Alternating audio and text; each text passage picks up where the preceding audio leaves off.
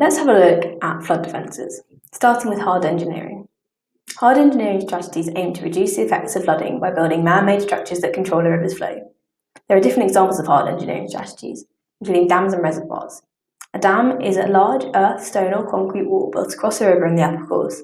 Behind the dam, a reservoir, which means a man-made lake, forms. It reduces flooding risk by storing water safely. The water can either be drunk or used to produce hydroelectric power. But dams are expensive and settlements can be flooded when reservoirs are created. Also, farmland downstream can lose its fertility. Embankments. These are walls built either side of the river channel to raise the height of the banks. They reduce flooding risk by increasing the capacity of the river, but they're expensive to build, and if the banks do burst, then flooding can be extreme. Flood relief channels. Secondary channels built alongside rivers that divert water away from important areas, or remove it if water levels become too high. Discharge is reduced, and gates on these channels make water release controlled. But discharge will increase at the junction of the river relief channel and the river it links up with. Also, the relief channels could flood with water gets too high.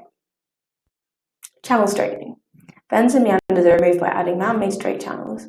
This reduces flooding risk by moving water away quickly, but downstream areas are more at risk of flooding and erosion due to the faster flow of water.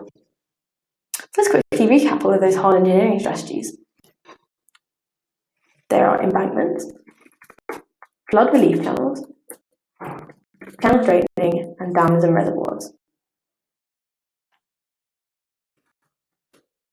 The cost of channel straightening is that downstream are more at risk of flooding and what due to the faster flow of water? Flooding and erosion.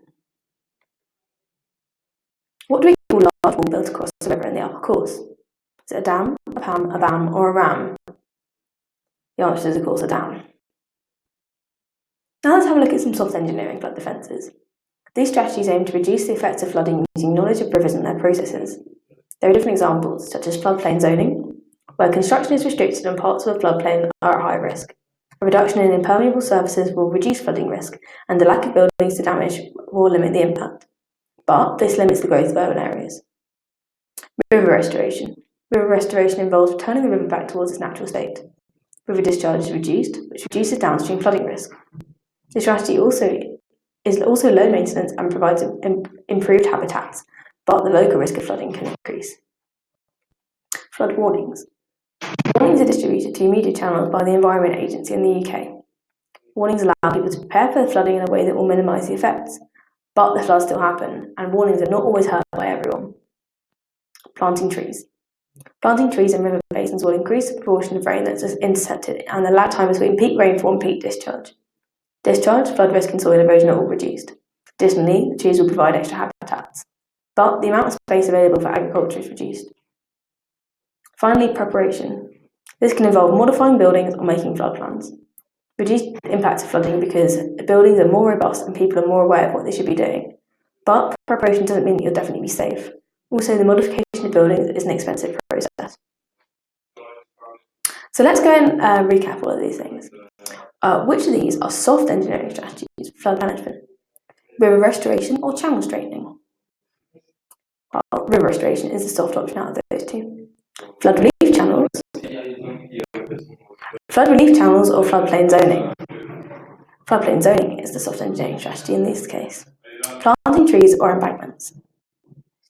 Planting trees is a soft engineering strategy. And finally, dams and reservoirs or flood warnings. Correct answer is flood warnings. Let's recap those soft engineering strategies one more time. There's floodplain zoning, flood warnings, planting trees, river restoration, and preparation. Which of these words is being described hard or soft engineering? This one aims to reduce the effects of flooding by building man-made structures that control a river's flow. This is hard engineering. And this one aims to reduce the effects of flooding using knowledge of rivers and their processes. This is soft engineering. That's everything you need to know about flood defences.